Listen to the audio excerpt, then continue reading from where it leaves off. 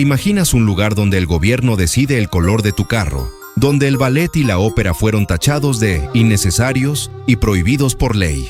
¿Un lugar donde cambiaron el calendario y renombraron el mes de abril en honor a la mamá del presidente? Esto no es la trama de una película distópica de ciencia ficción. Turkmenistán, un país que realmente existe, aquí y ahora, en pleno siglo XXI. Está en Asia Central, justo entre Irán, Afganistán y el Mar Caspio. Tiene la cuarta reserva de gas natural más grande del planeta, una riqueza que podría garantizar una vida próspera para sus 6 millones de habitantes. Pero, en lugar de eso, esa fortuna se usó para construir una de las dictaduras más raras, cerradas y controladoras que el mundo haya visto. Sean muy bienvenidos al canal Tierra Oculta. Hoy vamos a abrir una rendija en la puerta de este país casi impenetrable para entender cómo un huérfano de la era soviética se convirtió en un dios viviente, cómo su sucesor dentista se volvió una estrella del pop y DJ, y cómo el poder ahora se hereda de padre a hijo. Esta es la historia de la dinastía autoritaria de Turkmenistán y su prisión de mármol dorado. Para entender el Turkmenistán de hoy, primero tenemos que conocer al hombre que lo moldeó a su imagen y semejanza, Sapar Murat Niyazov. La historia de Niyazov está marcada por la tragedia. Nació en 1940, en plena Segunda Guerra Mundial, y perdió a su padre en el frente de batalla. El golpe más duro llegó en 1948. Un terremoto brutal de más de 7.3 en la escala de Richter destruyó por completo Asyabad, la capital de Turkmenistán, matando a más de 110,000 personas. Entre las personas que murieron estaban su madre y sus 2 hermanos. Con apenas 8 años, Niyazov quedó totalmente solo en el mundo. Creció en un orfanato soviético y fue un ejemplo típico del sistema. Disciplinado, leal y ambicioso. Fue subiendo en la jerarquía del Partido Comunista en Turkmenistán, que por entonces era solo una de las 15 repúblicas socialistas de la Unión Soviética, una zona mayormente desértica que proveía gas y algodón a Moscú. En 1985 llegó a la cima, convirtiéndose en el primer secretario del Partido Comunista local. Y entonces, en 1991, el mundo cambió. La Unión Soviética se derrumbó. Para Niyazov, eso no fue una crisis, sino la oportunidad de su vida. El 27 de octubre de 1991, Turkmenistán declaró su independencia. Y entonces, Niyazov, que ya controlaba todo el poder, organizó unas elecciones sin competencia y se convirtió en el primer presidente del país. Luego se llamó a sí mismo Turkmenbashi, padre de todos los turcomanos, y empezó a crear un culto a la personalidad que llegó a niveles surrealistas. Medios como The Guardian y la BBC difundieron ampliamente la omnipresencia de su imagen. Retratos de Turkmenbashi aparecían en cada billete, en botellas de vodka y prácticamente en cualquier rincón del país. Pero no se conformó solo con eso. En Asyabad, la capital, mandó construir el Arco de la Neutralidad, un monumento de 75 metros, coronado por una estatua suya chapada en oro que alcanzaba los 12 metros de altura. Según Reuters, aquella estatua tenía un mecanismo que le permitía girar 360 grados a lo largo del día, de modo que siempre quedaba mirando hacia el sol. Era como un dios solar autoproclamado, vigilando su propio reino. Pero la joya central de su culto personal fue un libro, el Ruknama, o Libro del Alma. No era un libro cualquiera. Era una mezcla extraña de autobiografía, historia reescrita a su antojo, poesías algo peculiares y un código moral que Turkmenbashi aseguraba que tenía la misma importancia que el Corán. El Ruknama se convirtió en lectura obligatoria en todo el país. Era la asignatura principal en todas las escuelas, desde primaria hasta la universidad. Incluso para conseguir la licencia de conducir, había que pasar un examen sobre sus enseñanzas. Los funcionarios públicos debían estudiarlo cada semana. Turkmenbashi llegó a afirmar que quien leyera su libro 3 veces sería bendecido con sabiduría y tendría un camino directo al paraíso. Incluso en 2005, mandó un satélite al espacio con una copia del libro a bordo, según él, para que su sabiduría pudiera irradiarse por todo el universo. No estaba simplemente levantando un país, estaba moldeando una realidad entera, con él en el centro, posando como sol, profeta y padre de la nación. Y para sostener esa realidad, necesitaba un escenario a la altura. Necesitaba una capital que reflejara su grandiosidad divina, lo que nos lleva directo a la ciudad de Ashgabat. Si Turkmenbashi era el director de esta extraña obra, Ashgabat era su escenario, una ciudad que ostenta un récord mundial Guinness por tener la mayor concentración de edificios de mármol blanco en el planeta. Más de 540 construcciones, cubiertas con 4,5 millones de metros cúbicos de mármol traído de Italia. Toda la ciudad brilla bajo el sol del desierto, un espectáculo de lujo que costó miles de millones de dólares. Como apunta la revista The Diplomat, esta extravagancia se financia directamente con los enormes ingresos del gas natural. La arquitectura de Ashgabat no solo impresiona por su grandiosidad, sino que también es cargada de simbolismo, a veces de manera literal. El Ministerio de Educación tiene la forma de un libro abierto, mientras que el Ministerio de Petróleo y Gas parece un encendedor gigante. El Aeropuerto Internacional, inaugurado en 2016, imita a un halcón en pleno vuelo, símbolo nacional, y su construcción costó más de 2.300 millones de dólares. La ciudad se mantiene impecablemente limpia, ofreciendo una imagen casi surrealista en medio del desierto de Karakum que la rodea. Las calles son amplias, de 6 a 8 carriles, perfectamente pavimentadas y flanqueadas por postes de luz dorados. Por todas partes se levantan fuentes monumentales en cada rotonda y en parques enormes que parecen extenderse por kilómetros. Por la noche, Ashgabat se convierte en un espectáculo de luces de neón, con edificios enteros cambiando de color en patrones psicodélicos. Es una muestra de poder y riqueza hecha para impresionar, para mostrarle al mundo, y sobre todo a su propia gente, la grandiosidad del régimen. Es un escenario perfecto, casi demasiado perfecto, y es ahí donde la cosa se pone rara de verdad. Porque cuando miras más de cerca este escenario monumental, te das cuenta que falta algo crucial: la gente. Para ser una capital con casi 1 millón de habitantes, Ashgabat está extrañamente callada. Las avenidas enormes casi siempre están vacías, los parques y las plazas gigantes, desiertos. Es una sensación que casi todos los pocos extranjeros que logran entrar al país describen.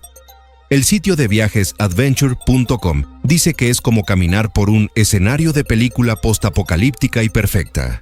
Esa sensación de vacío no es casualidad. Es un reflejo del aislamiento extremo de Turkmenistán. El país a menudo se compara con Corea del Norte por su nivel de aislamiento. Conseguir una visa de turista es un proceso famoso por ser difícil y caro, y normalmente te exigen que vayas siempre acompañado de un guía oficial que controla cada paso y cada conversación. El gobierno del Reino Unido, en su guía oficial de viajes, advierte sobre la supervisión oficial estricta para los extranjeros. Este aislamiento es sobre todo para la gente de adentro. El régimen quiere controlar lo que el pueblo turcomano ve del mundo, y lo que es más importante, cómo el mundo ve al pueblo turcomano. Y el control de la información es total. Imagínate vivir en un país donde el acceso a Facebook, Twitter, Instagram o YouTube está completamente bloqueado, donde aplicaciones de mensajería como WhatsApp y Telegram no funcionan. Esa es la realidad diaria en Turkmenistán. El gobierno tiene un control férreo sobre Internet. Incluso la organización Reporteros Sin Fronteras siempre clasifica a Turkmenistán como uno de los peores países del mundo en libertad de prensa, describiéndolo como un agujero negro de información. El acceso a Internet es súper lento, caro y está muy controlado. Solo una pequeña parte de la población tiene acceso a una red global censurada, y usar VPNs para saltarse los bloqueos es ilegal y puede terminar en interrogatorios por parte de la policía secreta. Todos los medios, periódicos, radios, televisión, son estatales. Los noticieros no muestran los problemas del mundo ni críticas al gobierno. En cambio, ponen una programación interminable del presidente actual, Serdar Berdimuhamedov, hijo del presidente anterior, participando en ceremonias, inaugurando edificios, montando caballos de la raza Akalteke o componiendo canciones. Es un flujo constante de propaganda positiva, creando una burbuja de información donde el líder es perfecto y el país es un paraíso. Este control total no se limita solo a la información, se extiende a las reglas más básicas del día a día, convirtiendo la vida en un campo minado de prohibiciones arbitrarias y extrañas. Bajo el mando de Turkmenbashi, Turkmenistán se volvió un laboratorio para los caprichos de un dictador. Las leyes que puso eran tan absurdas que parecen inventadas. Prohibió la ópera, el ballet y el circo, diciendo que no eran turcomanos. Prohibió a los presentadores de noticias usar maquillaje porque pensaba que ya eran suficientemente guapos. El playback en los shows fue prohibido para preservar la verdadera cultura. Los dientes de oro no estaban permitidos. Turkmenbashi sugirió que la gente masticara huesos para fortalecer los dientes.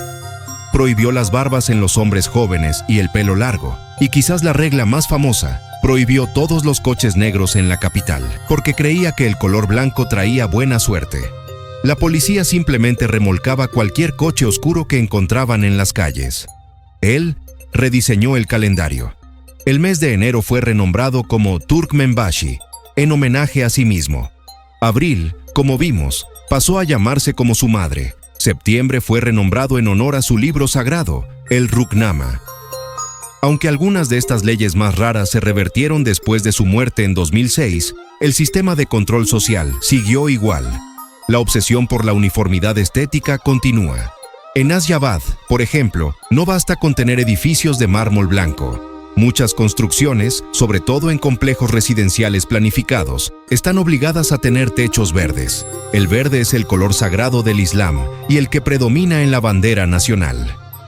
Esto es solo más una forma de imponer una identidad visual totalitaria, donde cada detalle, desde el color del coche hasta el del techo, es una muestra del poder del Estado. La economía de Turkmenistán es un feudo estatal, además del gas y el petróleo, que representan más del 90% de las exportaciones. El país tiene una industria textil enfocada en algodón, un legado soviético mantenido con trabajo forzado, según denuncias de Human Rights Watch, y un sector de la construcción inflado por contratos del gobierno. ¿Y los empresarios? ¿La clase rica? En Turkmenistán no existe el emprendimiento libre. Los multimillonarios no son innovadores, son miembros de la élite política o familiares y amigos del presidente que reciben contratos sobrefacturados para construir los palacios, estadios y hoteles de mármol que vemos. Es un sistema en el que la lealtad al régimen es prácticamente la única forma de hacerse adinerado. La gente común, sin contactos, no tiene la menor oportunidad. Mientras la élite gobernante vive rodeada de lujo, la realidad de la mayoría de los turcomanos es completamente distinta. Fuera de la burbuja de mármol de Asyabad, la realidad es otra. La infraestructura se cae a pedazos y la pobreza se siente de verdad. Según The Borgen Project, una organización dedicada a combatir la pobreza global, pese a que el país está lleno de recursos, sigue lidiando con problemas como el desempleo y la falta de agua potable en muchas zonas rurales. La economía está completamente centralizada y funciona de manera pésima. La inflación está disparada y no es raro escuchar reportes de que faltan productos básicos, como harina o aceite. Las filas interminables frente a las tiendas del Estado son parte del día a día, aunque eso jamás aparezca en la propaganda oficial. La riqueza del gas, que podría haber sido una bendición, terminó convirtiéndose en una auténtica maldición. Permite que el régimen se mantenga sin depender de una economía productiva, ni de impuestos de la gente. El gobierno no necesita a su pueblo para generar riqueza. Entonces él no tiene que rendir cuentas a nadie. La plata fluye directo por los gasoductos, sobre todo hacia China, y va a las arcas del Estado, financiando más palacios, más estatuas de oro y un aparato de seguridad brutal para mantener a la gente bajo control. Y para los pocos que logran moverse en este sistema, existe una economía paralela que muestra la verdadera situación del país. Hay dos tipos de cambio, el oficial y el real. El tipo de cambio oficial, impuesto por el gobierno, está totalmente inflado. En 2024, por ejemplo, $1 supuestamente equivalía a unos 3 a 5 manats. Pero en el mercado negro, que es donde la mayoría de la gente consigue de verdad moneda fuerte, ese mismo dólar puede costar 5, 6 o incluso 7 veces más. Esa diferencia tan enorme muestra cómo está realmente la economía. Para la gente común, eso significa que sus sueldos en manats valen muy poco. Para los viajeros, pagar algo con tarjeta de crédito al tipo oficial es una locura, muy caro. Mientras que cambiar dinero en el mercado negro hace que el país sea sorprendentemente barato. Esta economía en la sombra muestra la pelea diaria por salir adelante. Es un sistema donde la desconfianza hacia el gobierno es tan profunda que mucha gente se ve obligada a moverse por fuera de las reglas solo para asegurar el plato de comida. El sucesor de Niyazov fue su propio dentista de confianza, Gurbanguly Berdimuhamedov. Al principio, hubo cierta esperanza de que las cosas se abrieran un poco. Él revocó algunas de las leyes más absurdas, como el calendario modificado, y sacó el libro Rugnama del centro de la educación. Pero rápido cambió el culto a Niyazov por uno a sí mismo. Se declaró Arkadag, o sea, el protector. Y su culto a la personalidad tenía una nueva onda, la de un tipo activo y con 1000 talentos. La tele estatal lo mostraba ganando carreras de caballos, aunque después se cayó de uno en un lío que el gobierno intentó tapar, levantando pesas de oro, disparando a blancos con una puntería increíble y, lo más loco, componiendo y cantando canciones pop, haciendo rap con su nieto y poniendo música como DJ en las fiestas de fin de año. Gobernó con la misma mano dura que su antecesor durante 15 años. Y en 2022 hizo lo que hacen los dictadores modernos para asegurarse el poder. Creó una dinastía. En una elección obviamente fraudulenta, su hijo, Serdar Berdimuhamedov, se convirtió en el nuevo presidente. Serdar es más discreto.